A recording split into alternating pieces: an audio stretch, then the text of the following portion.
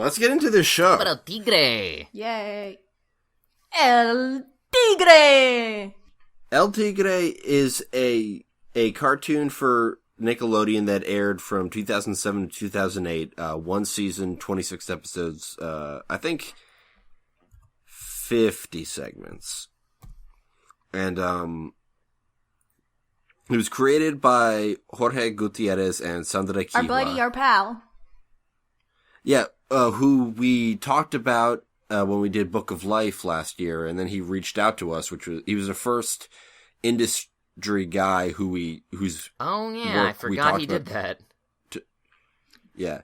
Could you forget? A lot of stuff happens all the time. Like LaShawn Thomas reached out to us when we talked about him in news, but we didn't do an episode on anything he's done, which I feel like we should. So we Absolutely. should do Yeah. like Boondocks. I mean, or something. Cannon Busters is coming. Yeah, I mean, coming real hard. As soon as Cannon Busters drops, you'll hear from us immediately. Totally. This is a show about a city called Miracle City, based off of Mexico City, where Gutierrez was born and raised, which is, a spicy cesspool of crime and villainy? Spicy cesspool of crime and villainy. It's very much like a superhero-y town, because it's full of superheroes and supervillains, and it's like getting wrecked every goddamn day. It's Townsville. Yeah, it's very Townsville-y. But like a gritty Townsville. It's like the Citiesville? The town of Citiesville, or kind of. Citiesburg. Yeah. Yeah. But not like... It's kind of like a gross place. Yeah, but not so gritty it's not fun. Yeah, it's gritty, but in like a charming way. Yes. And our story is about Manny Rivera, 12, I think, year-old... 13? 13-year-old dude who has the powers of El Tigre. He spins his belt buckle and he turns into El Tigre, and he's got claws. Some rad boots. He's got what? He's got some rad boots. Yeah, rad boots, and he's got like super claws on chains and shit, and he's cool. And there's this interesting dynamic, which what I like is that they both do a lot with it, and then sometimes just let it be flavor in the background. It doesn't really define every moment of the show. His father is a legendary superhero, White Pantera, and his grandfather is a supervillain, Puma Loco. Puma Loco! I love it. I love them. I love Grandpappy. I love his little voice.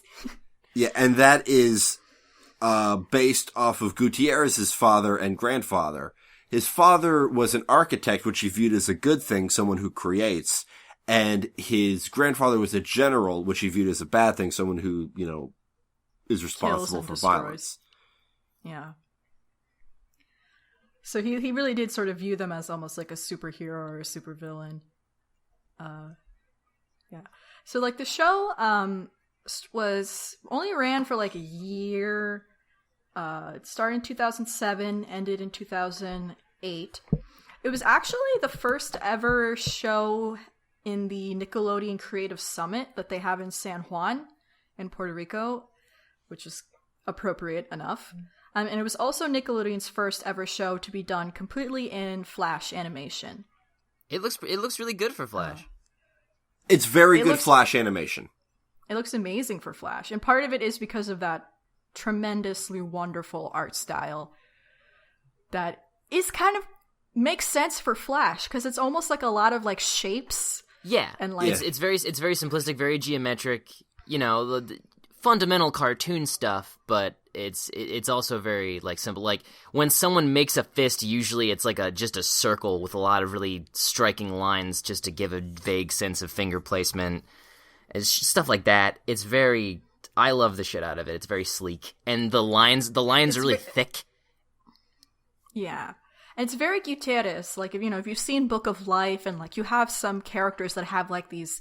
You've never seen a profile like that before. I wish he was some grandiose mastermind of Kojima proportions, because I wanted to see some Book of Life characters in that Day of the Dead episode. That would have been out of control. Because like they looked Here's the thing, like though, he didn't change the concept of the afterlife much. Everybody's cool looking skeletons and they're having a good time. Unless they're forgotten. Yeah, that episode is basically just Book of Life. Yeah, it was sort of like a precursor, and he actually like retroactively connected these two series. He did, together. and I love him for it. Let me. Because he said here. that I forget the characters in Book of Life's names. The main character, Manolo Joaquin Maria. Yeah, they said that Manolo was like an ancient ancestor of the Riveras. I think he said. Yeah. And, Joaquim, I believe, was an ancestor of the Suarez's, yeah.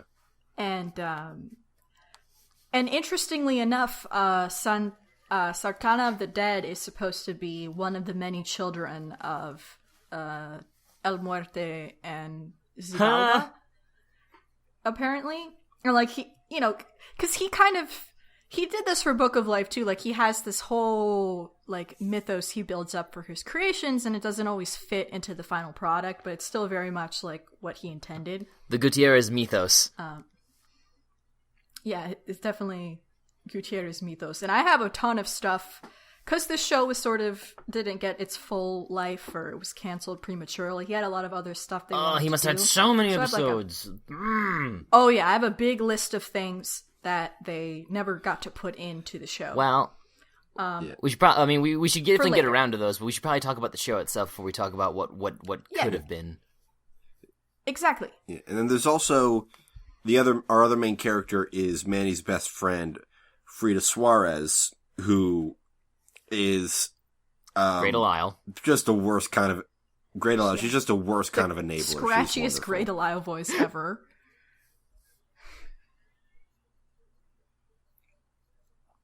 Yeah, so the whole premise of the show is that he's got this good influence and this evil influence in his life. And he's also a shitty 13-year-old. So he's constantly torn between his desire to do good and his desire to just have fun for his own benefit at the expense of others. He will go with his grandpappy doing crimes because it's fun. And Frida and go with Frida and just do ridiculous pranks and shit. And Frida will enable him to do whatever she currently fucking feels like. Yeah, she flip-flops mid-episodes multiple times. Just like, Frida, but you told me this earlier. And it's very much an element. Yeah, it's very much an element of her character. It's well written. Yeah, she and her family are also apparently like they're all yellow for some reason. Well, they're from España. Yeah, I guess Espanians are yellow. I love her dad. Yeah, because her dad's a cop. Yeah, and he hates Manny because Manny's a little shit. He is. He's quite the little shit. But very lovable. I got a vibe, like, maybe this was me projecting superhero tropes on him, but I assumed it was just the vibe that, like, he doesn't like vigilante justice because it takes away from, like, what he does. I mean, Manny commits crimes on a daily basis. They're just not, like, major crimes. He and Frida just, like, do ridiculous shit all day long. That is very true. Yeah, and also it's the idea he's like, oh, you're a bad influence on my that was a little bit Russian. Fuck. You're a bad influence on my little girl. He doesn't want to admit that his little girl is also a hellion. Yeah. She's more so than Manny. Like, Yeah. And then we have my favorite character, which is White Pantera, or Rodolfo, which is Manny's father. I adore this man. Yeah, played by Eric Bauza. Manny is played by Alana Ubach. He's a Mexican actress. He's a precious baby man. Yes. He is he's got this bizarre body. I don't know what his muscles are doing when he. Well, that's very Gutierrez, the way that he draws men, like, to really accentuate and exaggerate the masculine He's got Popeye features. arms, but The like super all over macho. his body. Yeah, and he's got like super macho. the tiny waist and the huge chest. Like when he Super runs and his macho. legs just fucking going with his big stupid boots. His boots are dope. I love his Idiot. boots. But Yeah, I remember in the Book of Life Special Features, Gutierrez saying, because he does character design all with his wife, Sandra Kiwa, who handles more of the feminine aspect, because what he says is that, like, the best way to make your manly man character look more manly is to put him next to a very feminine woman, and vice versa. So they share character design duties, which then complement each other. Yeah. He said duties. And I really liked Maria's profile.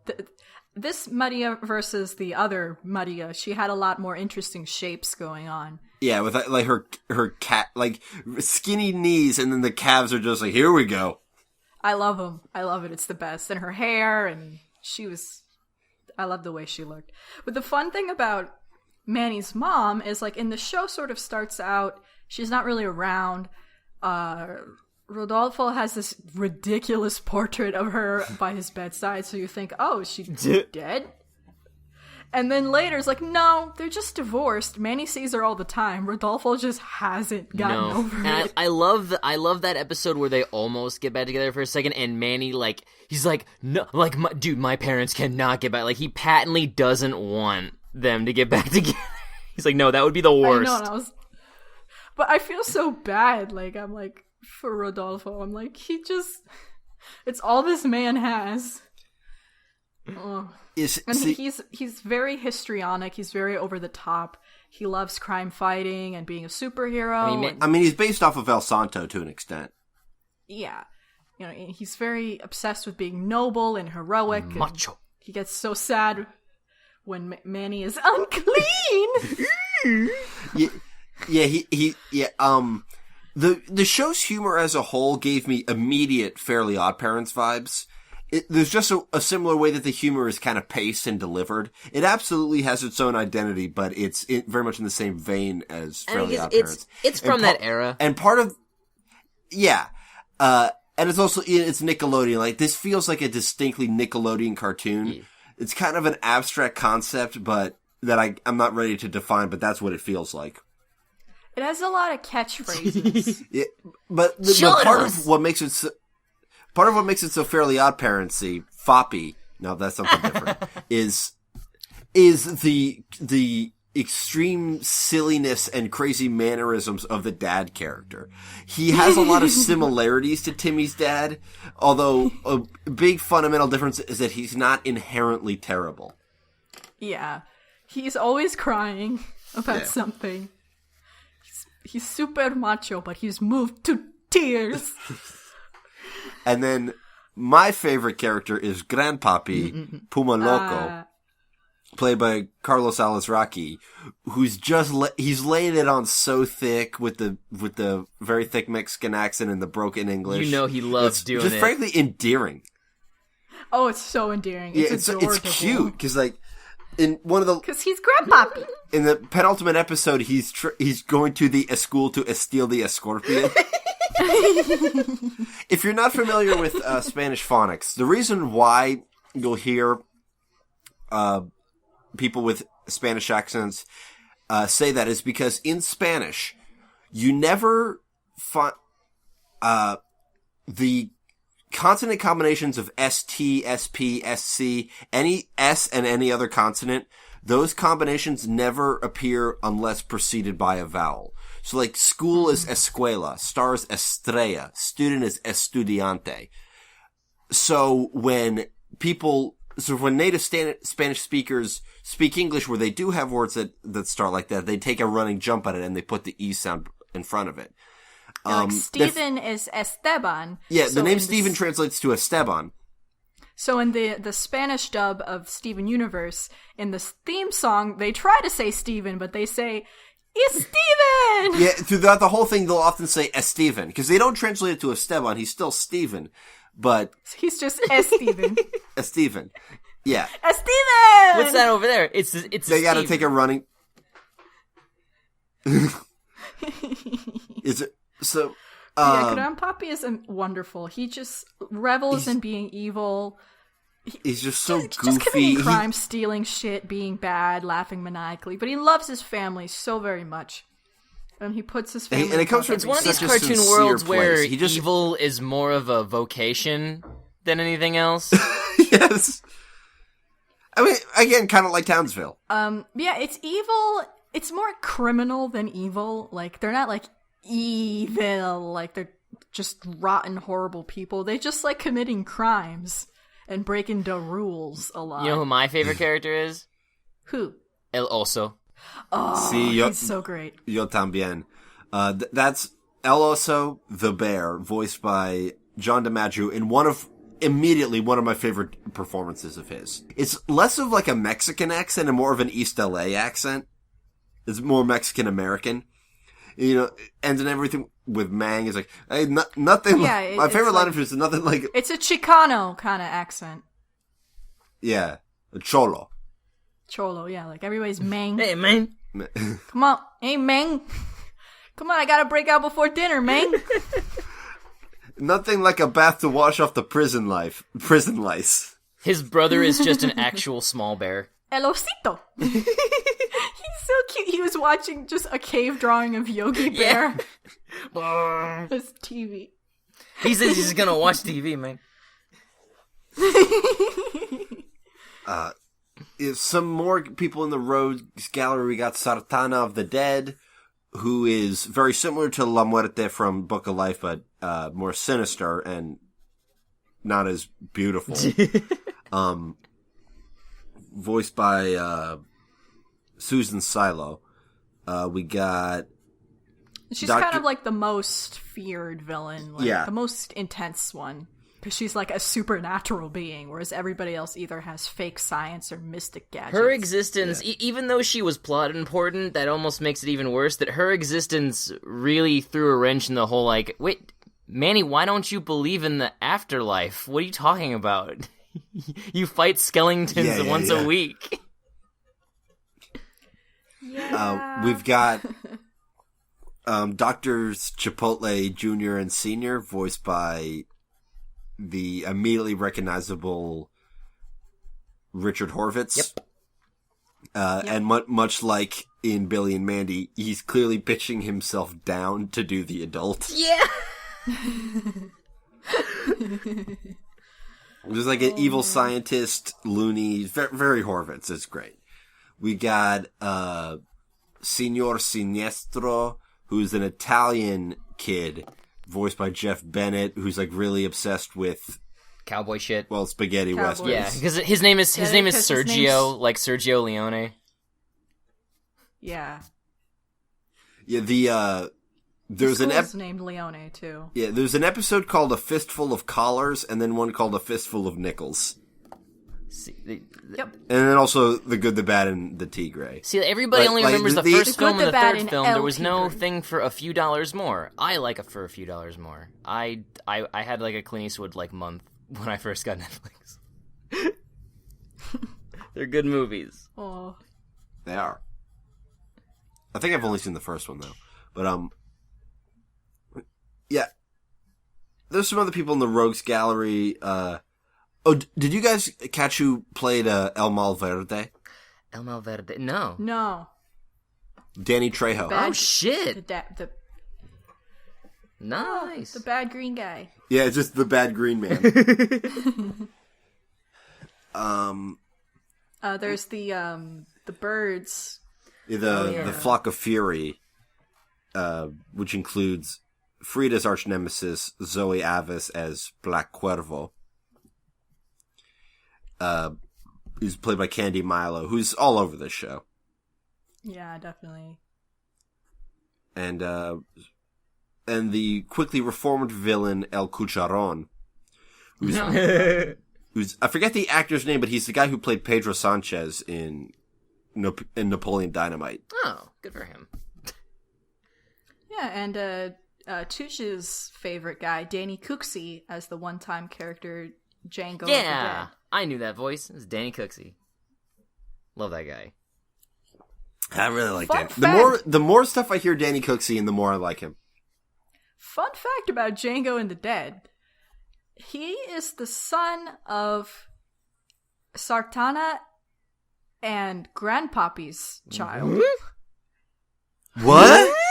Yes. Apparently, Zartana and Grandpappy had a kid who then had a kid who became Django. Wait, that means Django's fucking Manny's like uncle.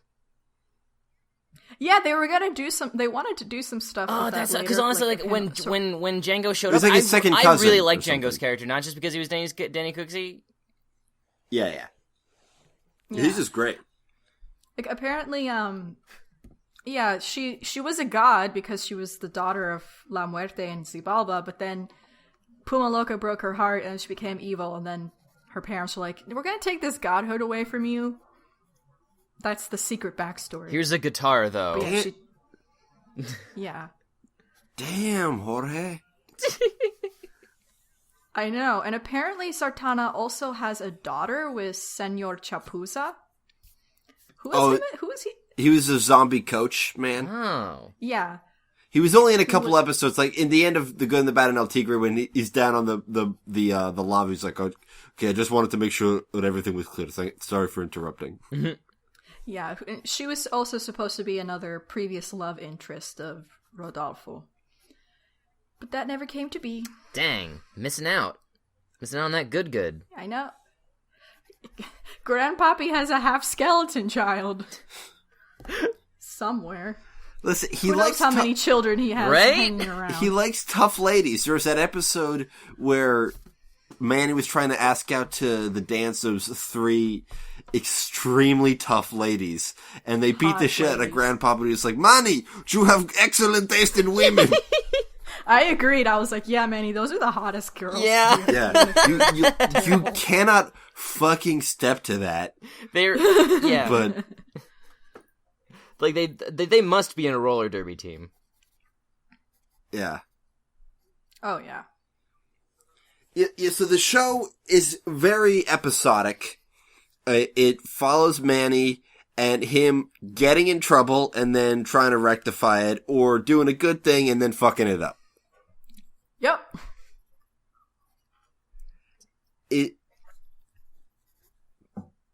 The show is an action comedy, which, as with most American cartoons, focuses more on the comedy than the action because it's more economic. Yeah. It's action comedy really did remind me a lot of like classic Powerpuff Girls, actually. It actually did have a very similar balance to Powerpuff Girls. Yeah, so I was digging it. Yeah.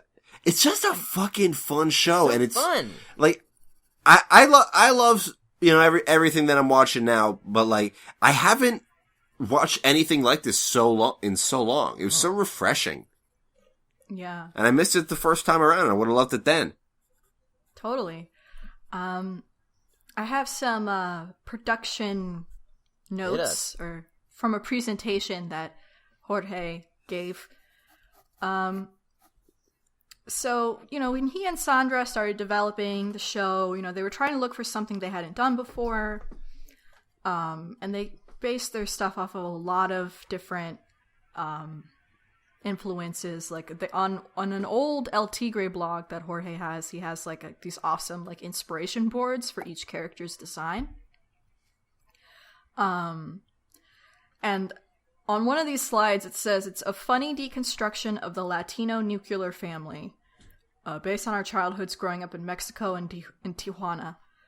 And it kind of is like, it's not a typical nuclear family, yet it's very much about family and generations and stuff, but it's like, And about how wacky family and is silly. ultimately the most important thing, because like, Rodolfo and Grandpappy are constantly at odds, like, at the most basic philosophical level. But at the end, family is always the most important thing. Yeah. Yeah.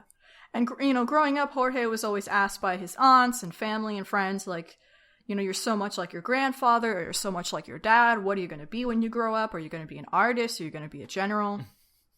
And of course, that's the same dilemma that Manny has. And, like, he says that when he would visit his grandfather, like, his office, he said, almost looked like a supervillain's lair with all the crazy stuff in there. And that's sort of where he got that idea. And then his dad would draw him things when he would ask in his office. And to him, it looked like artistry was like a superpower. And so another one of his canon things that he had in his head was that Manny would grow up to be an artist like him, since Manny's almost sort of like inspired by him. Manny and Frida take their names from Diego Rivera and Frida Kahlo, are probably the most well-known Mexican artists ever. Yeah, and he also referenced them in Book of Life. The relationship of Xibalba and La Muerta was based on the extremely strained relationship between those two. Oh, yeah. Oh, boy. Like, just amazingly dysfunctional human beings. Frida, yes. I read, is based off of Sandra Equihua in the way that she was the only artist in a family full of law-minded people. Frida, her dad is a police chief, her mother's a judge, and her older sisters are police cadets, where she's in a rock band. That's what she wants to do. Yeah. And I think it was I don't know the exact configuration, but it was the same thing for Akiwa, that she was the only one who was artistically minded in her family. Mm-hmm. And then there's like a little breakdown of like what goes into an episode. So part 1 is a story idea based on a childhood experience. Every single episode is based on something that happened to one of the people working on the show. Apparently one of their director, or somebody, Dave Thomas, he was the inspiration founder of Wendy's. He was the inspiration for the zebra donkey episode because he actually did kill his class pet. Then you add what is described as delicious guilt. Add big action in the end and heart through sacrifice, and you got yourself an episode. Yeah. And a lot of what Jorge describes as funny action instead of violence. Like, there's a lot of people getting hurt and even dying, but there's threat and stuff at stake. But like, it's always done in this hilarious stylized just him way. Up on a stage like, hey, don't get it twisted, I'll murder someone, but you know what, you'll laugh. And Tigre doesn't always come out on top in every single generally episode. Doesn't. No, he does not. Because he's a little shit. He's got shit to learn. He exclusively has bad priorities. He does. Yeah, like, given the decision, he will always given 2 decisions, he'll always make the worst one first, and then do his best to rectify it. Yeah. And the Frida-Manny relationship is obviously based off of, like, Bonnie and Clyde. Without the, quote, without the murdering and stuff. Did you guys watch the pilot? A Fistful of Nickels is essentially the pilot. Is it? Yeah, I started with the pilot episode on Gutierrez's website, supermacho.com. There's a hyphen in there. And it was remade almost shot for shot into an episode in the final series by the same name. It's pared down by a little bit of time, and a couple of jokes are different. For example, there's a joke in the original pilot about, like, there's nothing more rewarding than hard work. That's how I live my life, and that's why your mother left me. And then he walks out the door. Where that was changed to something else, because by then the mother had been established. But because I watched that first, I didn't get the fake out of expecting the mother to be dead, because I already knew she wasn't. Oh. Yeah. Yeah, Maria's really funny. Her whole deal is, she had to leave Rodolfo because she was too afraid of his superheroing and the danger it posed upon him and her family. She gets, like, anxiety attacks at when superheroing happens. Yeah. So her solution to that problem was to break up with him and then to, like, go become a traveling mariachi singer. I don't know. And be ludicrously successful and wealthy. Yeah, so she comes back to Miracle City and is like, hey, Manny, I want to live here now. And it's like, okay, cool, Mom, thanks. That's great. And she becomes the librarian. She has this bit about pulling out a random library book and being like, that's a fact. And, like, a ludicrously, like, a comically germane fact, like, book. I like when Frida discovers books and she loves them. Oh, yeah. Do you have a book about churros? Yes. Do you have a book about guitars? Yes. Do you have a book about, what was it, skateboards or something? Yes. Do you have a book about eating churros while playing the guitar while riding a skateboard? Yes. I love this place! And she's cute. She also has a superhero identity, Plata Peligrosa, where she got this. She was in college and somebody had a bag of mystical artifacts they were passing around. You know, like like you do. And so she got a glove, and it turns her into that was such a well-devised joke, because it's a reference to drugs, but they never made the episode like a parallel for like stay away from drugs. Just like, here's a joke about doing drugs. Here's a joke about how your parents probably smoked pot at some point. And I love the joke they made about her costume, and she was like chafing and like just like pulled at her leotard. Another difference in the pilot is that Frida had a Hispanic accent originally. Was she still Grey Delisle? Yeah, sometimes Grey Delisle will do a Spanish accent when she's like saying Spanish words and certain phrases. Which I guess is fair. But most of the time she's just screaming. And she did like background characters with accents. But yeah, Frida. Maybe they just wanted her to tone it down. Maybe, I don't know. Yeah, I don't know. Like they have all the actors like really lean into Spanish pronunciation. It's like they don't say piñata, they say piñata. Yeah, every time. Yay, which makes me happy. Because when I was in school, I'd have to always make that decision. Do I say the Spanish word the right way, or the way that people won't make fun of me for saying? Am I going to say mango, or am I going to say mango? Like, one of them's right, and the other one is the other one's a Japanese comic book.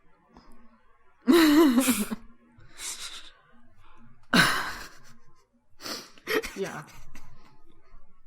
So that was fun. It was like, yeah, you could speak English and then say the Spanish word the right way. It's cool. Why isn't it cool, everybody? Can we be cool? Yeah. Anyway. Yeah. Churros!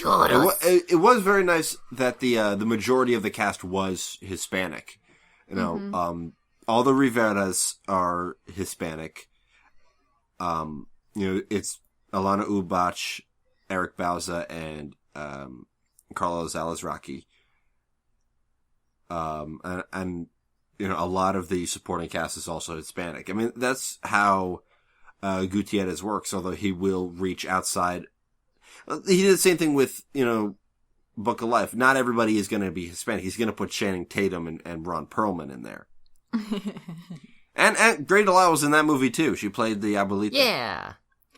Yay! And she did the accent in that movie. It was, you know, same accent, different tone. Yeah. You know, this still has the same, like, emphasis on family, though it's a little bit more leaning towards the male, like, masculine aspect of family, because we have these, like, altering generations of hero and villain. The Rivera family is very much focused on the men of the Rivera family, as opposed to just, like, everybody. Whereas, like, Book of Life, there were some cool lady Sanchez's as well, who, like, got to fight at the end, and it was rad. Yeah.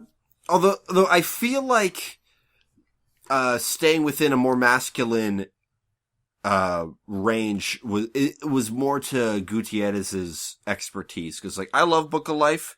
I think it's a wonderful movie. I'm going to watch it again tomorrow on Cinco. It's not a flawless movie by any stretch. And one of the problems is the gender politics are not as good as they want it to be. As I described intensely in our review about that. The movie, you really do get the impression that they went into it trying to do something progressive, but did not stick the landing at all. Maria Posada, that Maria is ultimately a very problematic character in execution, which is unfortunate, because I think the movie had the potential to be even better than it was, but it was held back by some problematic gender stuff. Yeah, his work comes from, like, very traditional sets of values and family. Not in not bad, like, Yeah. I watch this stuff and my heart gets all warm and snuggly because it reminds me of my family too, and like this love and enthusiasm and crazy emotions and running around and screaming and laughing and crying. Yeah. But and all that stuff. The show avoids getting weird about gender politics by not trying, which is like, well, you didn't do anything wrong. Yeah, like Frida's there. She's neat. Frida's a very well-rounded and interesting and fun character. Yeah. Definitely. And I think the fact that she kissed Manny in the last episode was out of nowhere and weird. That was dumb. Yeah, because it was dumb. Pretty dumb because like it seemed like they established that they were just super best friends, like they're kids, and like Jorge said that like later on when they grow up they'll eventually get married, and I'm like, probably, but like right now that's not where they're at in their lives, and they don't have to sort of like it was very forced, and I didn't care. I mean, for it. did they know that was going to be the last one? Yes. Did you? The episode I felt was very conscious of that it was the last one. I wasn't sure. It felt like it could have just been like a season finale that worked. It felt like a devil's hands or idle playthings kind of thing. Because at the very end they had that whole screen of like every single character from the show. To me, it felt like the kind of thing like the original Futurama finale, the Devil's Hands or Idle Playthings. Was like, if we have to end it here, this will be a good place to end it. But it's not. It doesn't tie it all up in such a way that we couldn't bring it back for a second season if there's some kind of miracle. Did he ever say? That, yeah, you could definitely. Did Gutierrez ever say like that whether or not Manny would choose hero or villain, or did he not even bother? No, I don't think he did. No, I honestly figured he I wouldn't. have my list of things that I'll get to, but no, he doesn't really choose. That's just kind of who he is. Yeah, I mean that's the whole thing with the Day of the Dead with El Tigre Uno, where he didn't decide either. Did you guys see the Uno's rad. Yeah, did you guys see the bad ending to The Good, the Bad, and the Tigre? Yes. Huh? That was part of a special thing that Nickelodeon did. It was called the El Tigre's Decision of Destiny. On January 25th, 2008, Nickelodeon asked viewers to vote on an ending for that episode, deciding Tigre's fate that on a brand new episode that premiered on that same day. So they had both endings ready to go. Everybody voted for the good ending, but they did do an evil ending. Whether if Manny chose if he chose to side with Django and Sartana, and it was pretty hilarious. It's very funny. Like he takes over that. It's like he joins with Django and Sartana, and then eventually he overthrows them and gets Frida up in the mix. Power. Yeah, they conquer the world, and it's like, but eventually they grew tired of the power, and by eventually I mean after 60 years, and then they go back and free Rodolfo and Grandpappy, but then they're all old. Yeah, but then Sartana comes back with the moon. aid of the moon, with the Moon Men, and then like they all don their battle poses as old ass pieces of shit, and then cut to credits. I suspected they were always going to do the hero one because they couldn't continue the series from the. I mean, they probably one. just assumed like there's a 99% chance these 12-year-olds are gonna pick the good ending. Yeah. Because the evil ending was also shorter and felt a little more incongruous with like the pacing of the rest of the episode. It was clearly like a goof thing, like a what if thing, and it was great as that. But it was like the alien ending from the Silent Hill series. It's like aliens. Yeah, like you guys earn this. You guys earn these goof 'em ups, and and that Manny and Frida grew old together and they got married. So yeah, I don't think it's to get back to that point we were trying to make is that it's not out of character for them to eventually be together, but not at age 13. That was forced and it wasn't very good. No. According to Jorge, what he imagines happens to the characters is that they drift apart during high school. Manny starts dating Zoe, actually, while Frida goes through dating Sergio and Diego and Django and, whatever. One of those is correct. Apparently she dates all three of them at some point. I don't know. Well, I'm saying one of them is a correct choice to make. Oh, totally. like, we use first names. Sergio is, Senor Sinestro, he sucks. And Diego is Dr. Chipotle Jr. Yeah, that's not, yeah. Yeah. I imagine it was, like, brief dating. It was probably just a matter of, like, they'll buy me stuff. Yeah, probably. Listen, I'm out of money and I'm hungry. And then, eventually Manny and Frida will get back in touch sometime during college, and then they'll marry, eventually, and then have triplets, one hero, one villain, and one undecided. Gasp. Oh, that's cute. While Frida continues to be a rock star, and Manny ends up becoming an artist. The end. And then meanwhile, Zoe and Django get together, at first to make Manny and Frida jealous, but then eventually they get married. Diego and Sergio... That was an episode he did, though. He already did that. Oh, except they didn't get married. That was the one where Puma Loca was going to marry Sartana. And it was... There was some funny shit in that episode. Oh, that episode was great. Oh, man. But yeah, Zoe and Django get together eventually. Diego and Sergio never let go of Frida and then build unpleasant artificial wives of her. Oh, no. Gross. That's some Buffy shit. I don't Yeah. like that. Nope.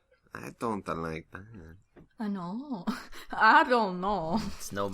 I don't know about that, no you bueno. guys. It's no bueno. Oh, boy. Let's see. What else? What other secret facts do I have to share? As secrets. Secrets. Also, yeah, Rodolfo and Maria do remarry once Rodolfo finally gives up being a hero for good. Gives up the boots. Oh, he gives The up boots. them boots. Also, apparently, Diego is actually a lab experiment, and he cloned himself to create his father and grandfather. Wait, So, who cloned Yeah. whom? Junior or Senior? Junior cloned himself to create a father and grandfather. I don't know how that works. It's got the Solid Snake accelerated aging. Yeah.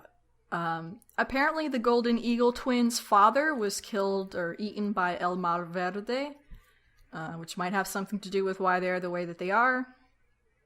The Seventh Samurai's wife divorced him for very similar reasons that Rudolfo's wife divorced him, and that's actually how they met, at a support group. For divorce superhero. That's dope. That was of course George Takei, but was this show on that George Takei tip before everybody else was, or was? I think so. It was 2007, 2008. Yeah. Manny got his belt when he accidentally fell into the volcano, and the scar he has was self-inflicted during his first fight. I guess showing him that his powers are just as harmful to him as they are to others. Apparently, at an older age, Manny will die protecting Frida. Okay. That's how... I mean, I don't know. Yeah, the Justice Jaguar's sisters were... Justice Jaguar was one of the Rivera ancestors. His sisters was Carmen, Manolo's mother, making Manolo a distant cousin of Manny, as we said before, but we know exactly how now. Okay. And then, again, Joaquin is ancestor Frida. Her last name is actually Suarez Mondragon. The Titanium Titan's name is actually Tito. And Jorge more or less has confirmed that the Titan was in love with Rodolfo. Aw. Yeah. And this was why that he did what he did. I feel Now, so speaking bad of for- the ancestors, I had a problem with the fact that Golden Leon was dressed like that and was also a superhero. Because he was dressed as a Yes. conquistador, and they were the most despicable human beings on the planet. Yeah, no, he was, apparently Dark Leopard, the father of Golden Leon, betrayed his people and sided with Cortez's invading forces, which is why he was a villain. Later marrying... Because he had like a Mesoamerican mech suit. Yeah. Stones. Later marrying, and then he married a conquistador woman, hence why his heroic son, Golden Leon, is dressed in conquistador garb. Because his dad was a dirty trader and his mom was a Spanish conquistador. Okay. And then his son is a pirate for some reason. Mexico never really had those, especially not with that accent. I mean, the Pirates of the Caribbean, I guess. Okay. I don't know, man. There are Spanish pirates. Yeah. Not with that accent, but okay. And then, like, Justice Jaguar was a charro, which is fine. That checks out. Justice Jaguar's dope. Yeah. He's so rad. Apparently he died, though, doing the Blitz. The Super Macho Blitz. The Super Macho Blitz. Oh, also in the pilot, they used the Super Macho Blitz. It looked the same as it did in the final episode, but, you know, they just changed it to the Chaos Catapult or whatever the fuck. And part of why the show got canceled was because, unfortunately, that's what happened to it. I mean, it was kind of odd, because apparently the next 5 episodes that followed The Good, the Bad, and El Tigre, which is sort of like a big episode, were premiered very early in the morning and kind of without any pomp and circumstance. And then the remainder of the series was played on the Nicktoons network, again without much promotion. Yeah, the show. What this? And there was also 6 months. I remember the show. The show was not well marketed. I just happened to catch it and knew it existed. But yeah. Yeah, apparently even before that, the show was prone to being broadcasted once a week at points around midnight or early in the morning, or even being pre-opted a few times by other shows. Great. Guess which one.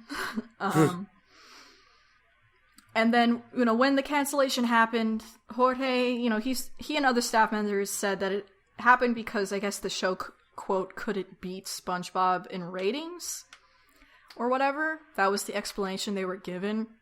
On his blog, he made a post and he was like, if you really want me to go into all that, buy me some shots of tequila first and we'll hang. We'll do that. But like, I would fucking do that in a second. I would empty my bank account to make that happen.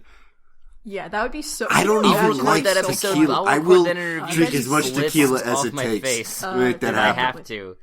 But yeah, so that's...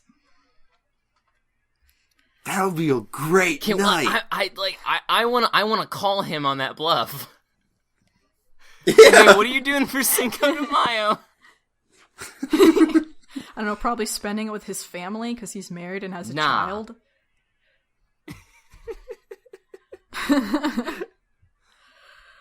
Yeah, he can't get absolutely shit blitzed on tequila. He's a father.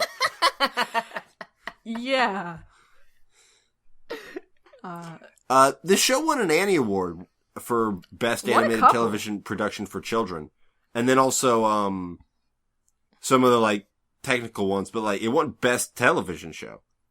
Yeah, it's very strange because, in the year that it was out, it won an award, yet I guess the ratings weren't enough for Nickelodeon, or they didn't know how to market it, or whatever. I guess because it was too Spanish for them, even though it was in English.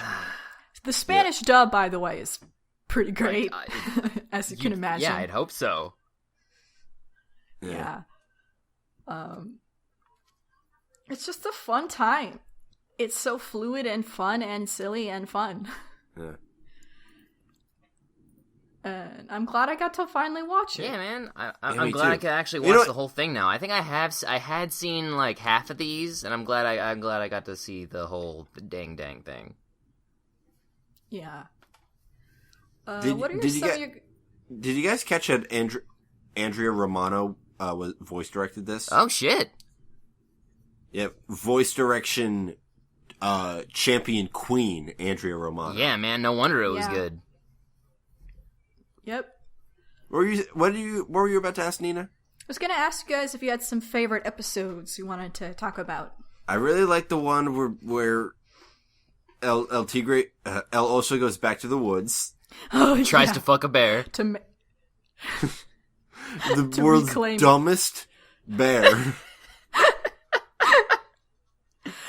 She runs into the rock 3 times, and Frida's like, "Go talk to her quick while she's woozy. You can't see your face good."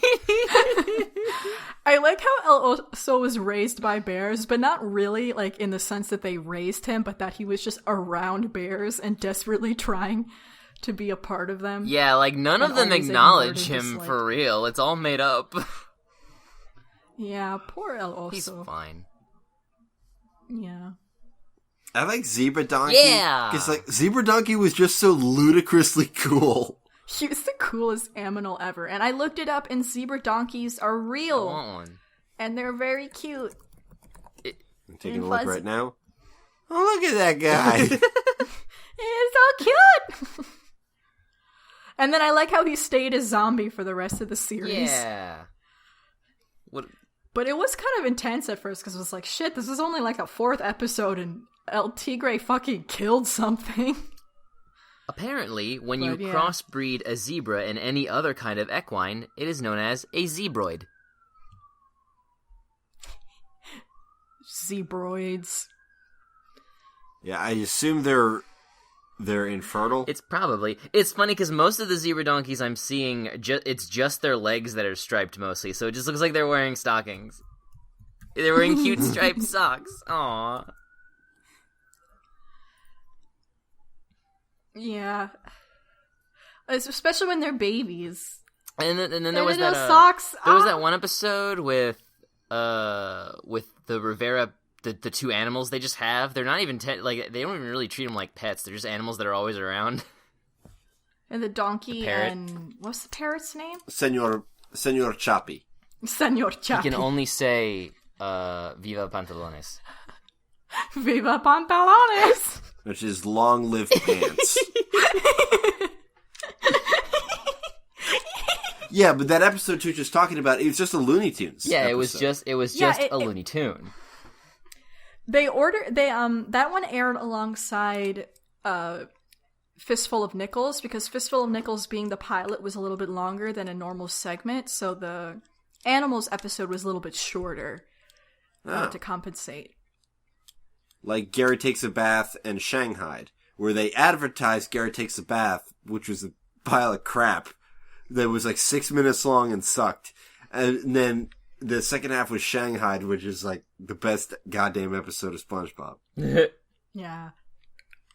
You remember that? I don't. Alright, that's what happened. They were like building up Gary Takes a Goddamn Bath as a big deal. And it was like a kind of a nothing episode. And then the thing is that Shanghai was played as a short in some kind of theatrical release. I don't know what it was. But it was shown in theaters, so it was a little longer than 11 minutes. Yeah. Well. So that's how they did it. What else is some good stuff? Some good ins. I mean, everything with Raul. Raul is great. I love Raul and the mustache mafia. Yeah, I love that mustache.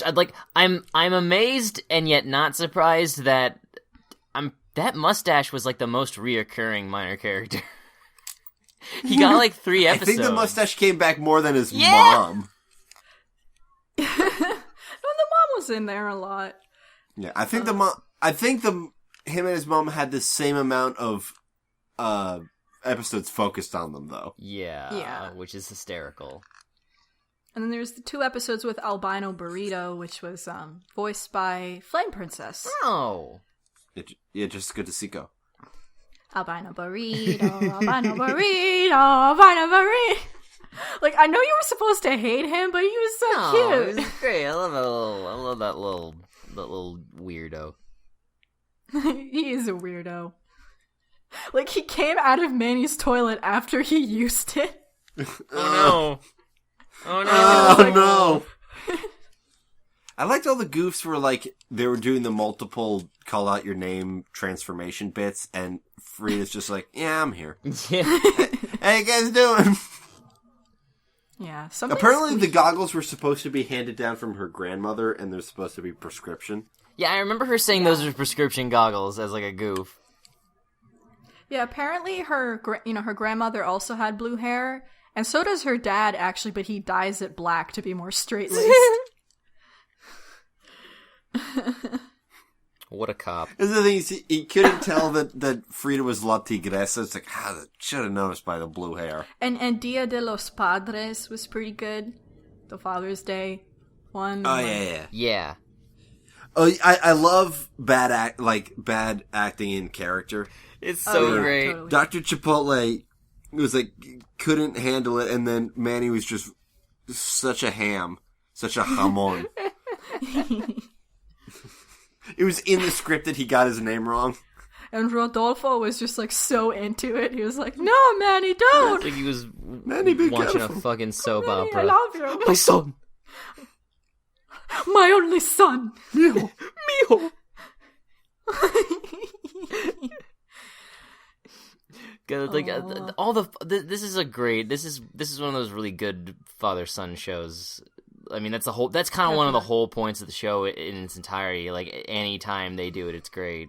And because it's like 3 generations of father. and then like son. when going back, like the Day of the Dead episode when everybody's all reuniting and Grandpappy sees his dad and he's like, father, son, father. It's Mijo.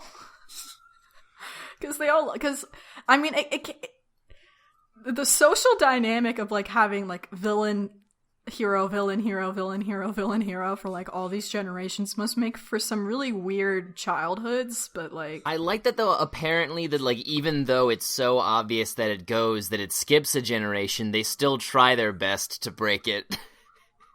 It's like maybe it'll be different this time. Nah. Yeah, because here's the thing. You grow up and you watch your parents like, that's the least cool thing you could be is whatever you are, Yeah. Dad. I'm going to be the opposite. And it keeps happening. Listen, that's Grandpa's job is cool. He gives me money when I see him. I'm gonna listen to that guy. Manny, are you ready to go rob a bank? He's not gone yet. Did you really...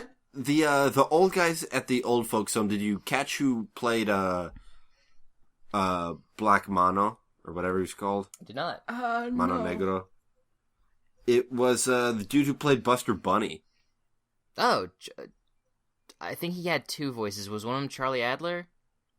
Charlie Adler, yeah. Who also you were talking about on Gotta Go Cast as Snidely, Snively, the guy I don't know. Yeah, he's only in the cartoon and the comic. What species is Snively? Oh, weird. Gross. Yeah. But I do wonder what, like, I guess this is off topic, but I do wonder what my Japanese friend will think of, what was his name? oh right, that Tojiro? samurai dude with the sun. Toshiro. Like, even the samurai, even George Takei was like, I don't know how this happened. I like that they had him give the oh my, like they got that in there. Yeah, totally. You got it when you got him in the booth. And I Charlie... love how, like, anytime another superhero from, like, out of town shows up, like, Rodolfo was, like, just, like, such a hot mess, like, trying to impress them and be like, I clean up, I'll have the city cleaned up by next Tuesday. I think my favorite detail of Rodolfo is that he rips off his gray suit for a white suit. Yeah, and the fedora and the glasses covering his mask that he never takes off. He takes off the mask. He takes it off, sometimes. but he wears it For dramatic most of the effect, time. he'll take it off. My favorite joke about him though was during the Django the evil tournament episode. He goes undercover as Black Pantera. Yeah, and she keeps saying like and White Pantera and just really really muffled, like she's talking over him. He's like, who is this White Pantera you speak of? I fucking lost it. I know, it's so funny. It's like, villains! And White Pantera. I'm Black Pantera.